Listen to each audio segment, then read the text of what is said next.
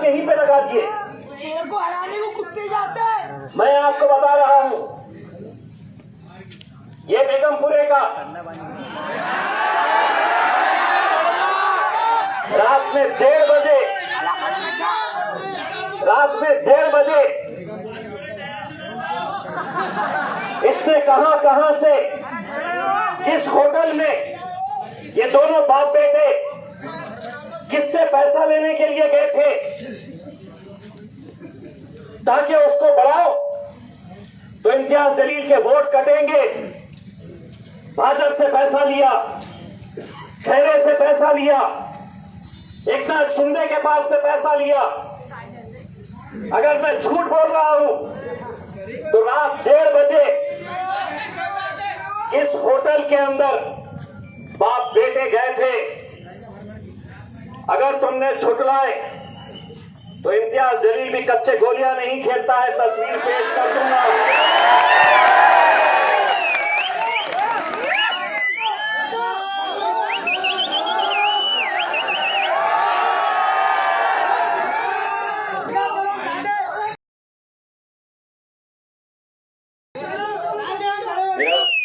भाइयों,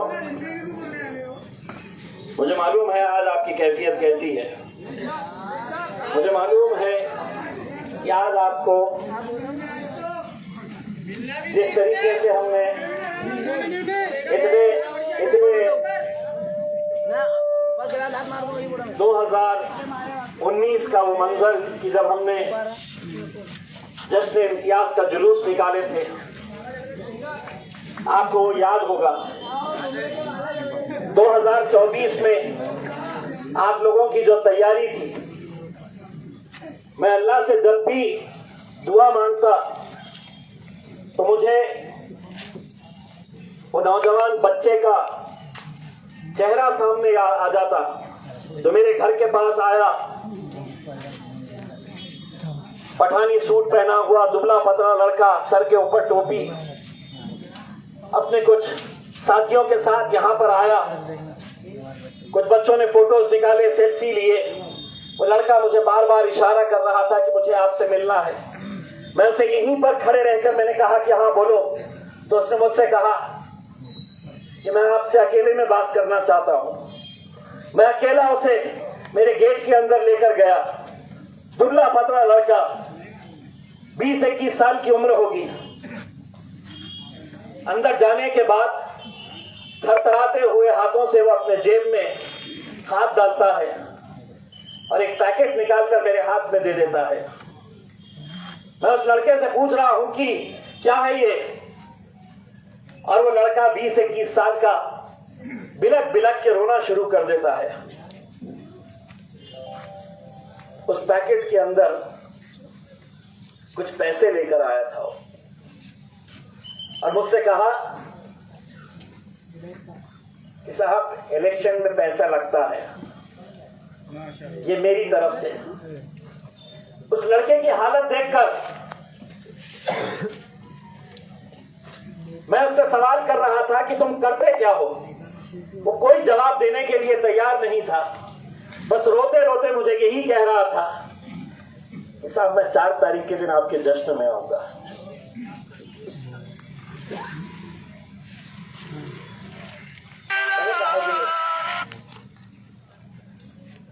ये कहां से लेकर आए?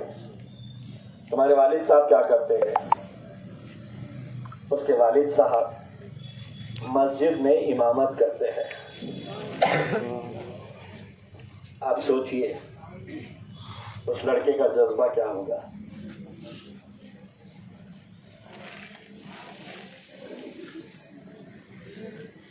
मैंने सोचा था तो सबसे पहले उस इमामत करने वाले उस बच्चे के वालिद साहब के पास जाकर वो लिफाफा उन्हें वापस करूंगा।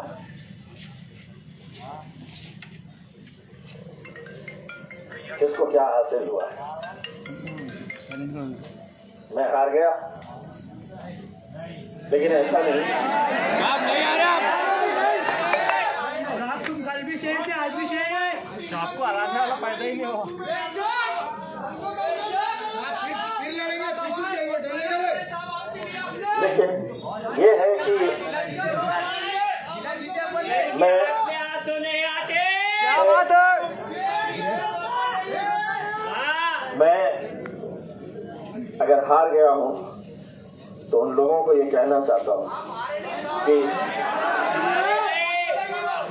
तुम भी जीते नहीं हो।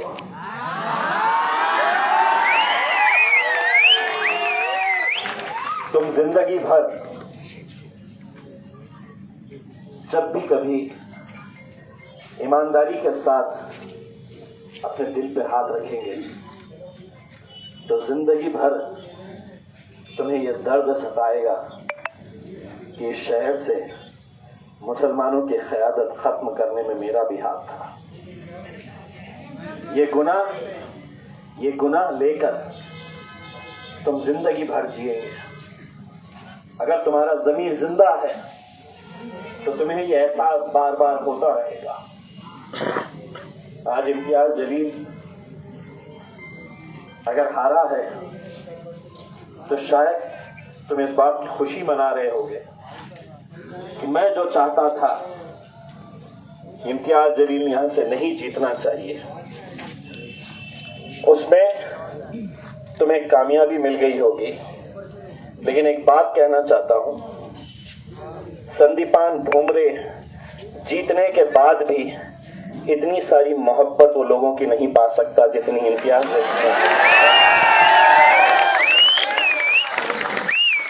मैं जब गाड़ी से निकल रहा था और नौजवान लड़के, तो बिलाल मुझे गाड़ी में कहता है कि डैडी ये मत समझना कि आप हार गए हैं। ये इतनी मोहब्बत करोड़ों रुपया खर्च करके भी किसी को नहीं मिलती है, और सियासत में तो यकीनन नहीं मिलती है। सियासत हमारे घर की लौंडी है। अब सिर्फ एक ये है, किसी ने ये नहीं समझना चाहिए तुमने 10 साल इम्तियाज जलील का एक अलग रूप देखे थे। जिन जिन लोगों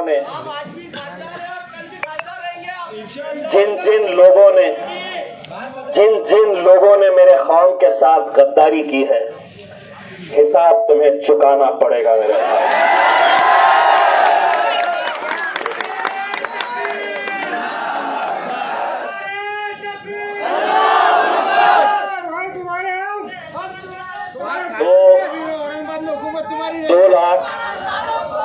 दो लाख 60,000 के करीब 2,60,000 वोट चंद्रकांत खैरे, जिसकी पैरवी है हमारे मीर सादिक मीर जाफर कुर्दुगलू कर रहे थे। वो अकेली पार्टी नहीं थी, 3 पार्टियां थे। खुद शिवसेना, शरद पवार की एनसीपी और कांग्रेस पार्टी, ये 3 एक साथ। दूसरी तरफ संदीपान भुमरे, अजीत पवार, एकनाथ शिंदे, ये 3 पार्टियां एक तरफ। अल्हम्दुलिल्लाह उनके आंकड़े देखो। कल किसी ने ये समझना नहीं चाहिए कि मैं हार गया तो गिर गया। मैं भी डट के कहने वाला हूं कि 3.25 लाख औरंगाबाद की आवाम मेरे साथ भी खड़ी हुई है। और अल्हम्दुलिल्लाह ये वो आवाम है जो एक आवाज के ऊपर जब मैं आवाज लगाऊंगा तो लब्बैक कह के मेरे साथ खड़े हैं। इलेक्शन आए, इलेक्शन जाएंगे, लेकिन ये आप लोगों की जिम्मेदारी है मेरे भाइयों। हमारे अंदर के उन लोगों को पहचानने की जरूरत है। आज सोचिएगा, मैं आपको बड़ी जिम्मेदारी के साथ कहता हूं, ये तो अल्हम्दुलिल्लाह इम्तियाज जलील ने हिम्मत किया था, अल्लाह की रजामंदी थी, आप लोगों का साथ था। मुझे अब ऐसा डर सताता है कि न जाने और कितने साल लग जाएंगे दोबारा इस महाराष्ट्र के अंदर एक मुस्लिम एमपी को देखने के लिए। इंशाल्लाह नेक्स्ट टाइम आएंगे आप। ये सिर्फ चंद लोगों के जाती मफाद, सिर्फ जाती मफाद। शोएब हाशमी डॉक्टर, ग्रुप बनाए डॉक्टर्स का, इलेक्शन के दिन तक 3:30 बजे जब ये देख रहे थे कि पूरी कौम एक साथ लगी हुई है, तो अपने इस ग्रुप में एक मैसेज डाल रहे थे, इस बीजेपी के दलाल को वोट मत देना। मेरे बारे में कह रहे थे। 3:30 बजे का उनका मैसेज है मेरे पास। बीजेपी की गोद में तो जाके बैठ गए थे। 3:30 बजे का मैसेज। आप सोचिए क्या हासिल किए हैं आपने। इस पूरे इलेक्शन के अंदर मैंने ऐसी दीवानगी, ऐसा जुनून देखा हूं। आप लोग 1.5 घंटे तक, इलेक्शन जिस दिन होने वाला था 13 तारीख के दिन, आप लोग रात में बेचैन थे कि सुबह मुझे उठना है, मेरा वोट डालना है। आपके अंदर एक गुस्सा था, आपको मालूम था। वो गुस्सा इसलिए था कि आप ये समझ रहे थे, अच्छी तरह से जान रहे थे कि इम्तियाज जलील की इकलौती एक सीट को हराने के लिए कैसी कैसी साजिशें रची जा रही थी। मुस्लिम एमपी नहीं है, एक भी नहीं। ये तो आप लोगों को मैं सलाम करता हूं कि आपके जज्बे ने, आपकी इस ताकत ने हिंदुस्तान में एक पैगाम भेजा था, और वो पैगाम ये था कि हम कब तक ऐरे गैरों की चौखटों पर बैठे रहेंगे, कब तक हम कुर्सियां बिछाने का, शतरंजियां बिछाने का काम करते रहेंगे। हम क्यों नहीं कोशिश करेंगे, हम क्यों अपनी क़यादत को खड़े नहीं करेंगे। 2014 के अंदर जब मैं आया, बहुत सारे लोग मुझे देखने के लिए आते थे कि ये कौन प्राणी आया है पूना से जो कहता है कि मैं एमएलए बनूंगा। कई सारे लोग मुझ पर इल्जाम लगाते थे, उंगलियां उठाते थे और कहते थे ये कुछ सेटिंग का मामला है। इतने सालों तक यहां से कौन जीत कर आता था, आप किसको वोट देते आते थे।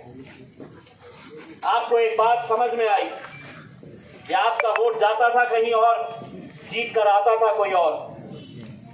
नतीजा यह हुआ कि जब हम खड़े रहे और आपने पूरी ताकत लगाई, तो 2014 के अंदर आपने अपना एक एमएलए तैयार किया। 2019 के अंदर जब खड़े रहे एमपी के लिए, तो ऐसे ऐसे इल्जाम मेरे ऊपर लगाए गए, और कोई गैरों ने नहीं लगाया था, अपने ही लोगों ने। इस हद तक भी चले गए थे कि इम्तियाज जलील कादियानी है, यहां तक इल्जाम मैंने बर्दाश्त किया था। लेकिन मैंने कहा था कि कितने भी इल्जाम मेरे ऊपर आए, कितने भी पत्थर मेरे ऊपर फेंके, मैं एक कोशिश करके देखूंगा। और अल्हम्दुलिल्लाह हमने जब कोशिश किए तो पूरे जो शिवसेना का गढ़ कहा जाता था, वहां से इम्तियाज जलील जीत कर आया। 2019 में टेलीविजन के ऊपर जब खबरें चलाई जा रही थी महाराष्ट्र में कौन कितनी सीटें जीते, इससे ज्यादा बड़ी खबर यह थी कि महाराष्ट्र के औरंगाबाद शहर के अंदर एमआईएम का इम्तियाज जलील जीत कर आया है।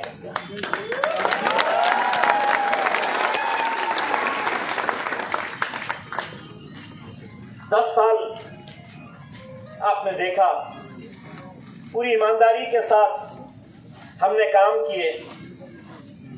जहां जिस मुद्दे को उठाना है उस मुद्दे को उठाए। पार्लियामेंट के अंदर पिछले 20-30 सालों का रिकॉर्ड निकाल कर देखिए, किसी ने इतने मुद्दे नहीं उठाया जितना हमने उठाए। और अल्हम्दुलिल्लाह ये हमारी जुर्रत थी, हमारी हिम्मत थी, हमारी ताकत थी, आप लोगों की वजह से कि जिस पार्लियामेंट के अंदर 300 से ज्यादा उनके एमपीज भारतीय जनता पार्टी के बैठते हैं, वहां पर असद भाई के बाद अगर किसी ने जुर्रत की नरेंद्र मोदी की आंखों में आंखें डालकर सवाल करने की तो वो आपका भाई, आपका दोस्त इम्तियाज जलील। अभी कुछ दिन पहले जब उत्तर प्रदेश का योगी आदित्यनाथ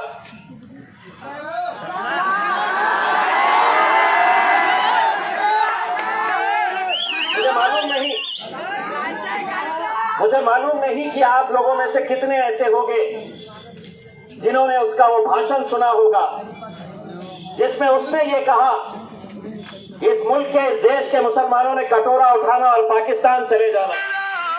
मैं बिहार में था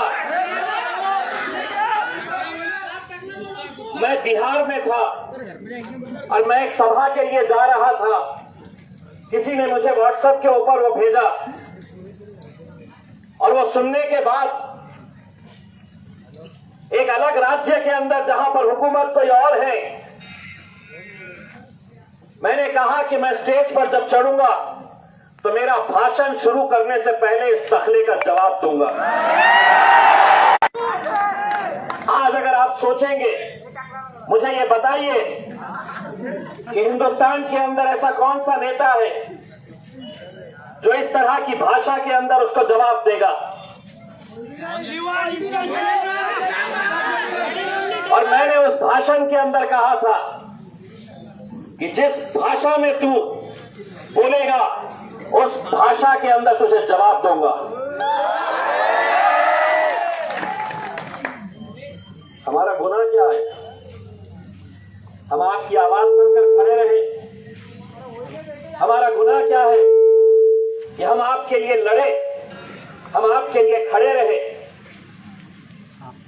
कोई गैर अगर मेरी मुखालिफत करता, मुझे इतना दुख नहीं होता, इतना अफसोस नहीं होता।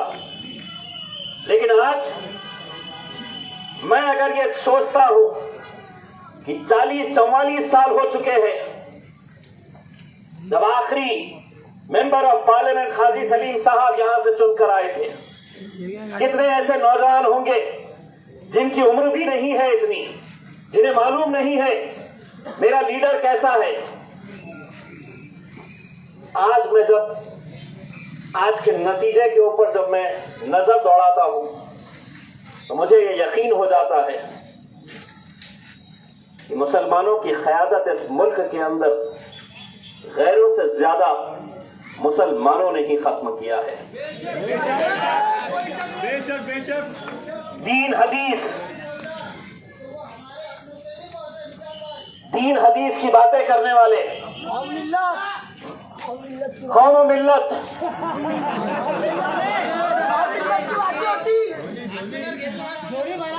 क्या मेरी कौम के अंदर ऐसा कोई शख्स नहीं है कि जिसको मिलकर इज्जत की नजर से देखे, गैर लोग भी उसको इज्जत की नजर से देखे।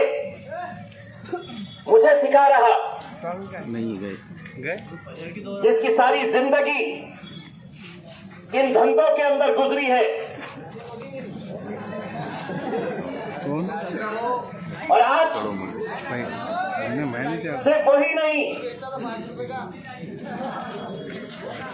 ये यहाँ का इलियास पहलवान मैं इज्जत करता था, लेकिन जिस दिन मैंने उस अखबार के अंदर, उर्दू अखबार के अंदर इनका एक बड़ा एडवर्टाइजमेंट देखा अपने फोटोज के साथ, जिसमें इसकी खुद की फोटो, सालिक हसन खान वो उस्मानाबाद से आया हुआ, अबू बकर रहबर 2014 में जब मैं खड़ा हुआ था, इसी पहलवान के घर में एक अखबार छापा गया था, उर्दू का अखबार छापा गया था, लोगों को यह बताने के लिए कि असदुद्दीन अवैसी महाराष्ट्र के अंदर नहीं आना चाहिए। इम्तियाज जलील को कतई वोट नहीं देना चाहिए, क्यों नहीं देना चाहिए, पूरा अखबार निकाला गया था यही लोगों ने। लेकिन अल्हम्दुलिल्लाह आप लोगों ने साथ दिया, मैं एमएलए बना। 2019 एक अखबार उठा के याद करिए आप लोग, शहर के यही मीर सादिक, मीर जाफर, कोर्दुगलू, इन्होंने अपनी अपनी तस्वीरें पूरा फुल एक बार एक पेज के ऊपर इतनी सारी तस्वीरें लगाई थी 2019 के अंदर कि इम्तियाज जलील को वोट नहीं देना, हम उसकी तारीफ नहीं करते हैं। नतीजा क्या हुआ? अखबार तो छप गया, अखबार तो बढ़ गया, लेकिन ये लोगों ने मेरा साथ नहीं छोड़ा।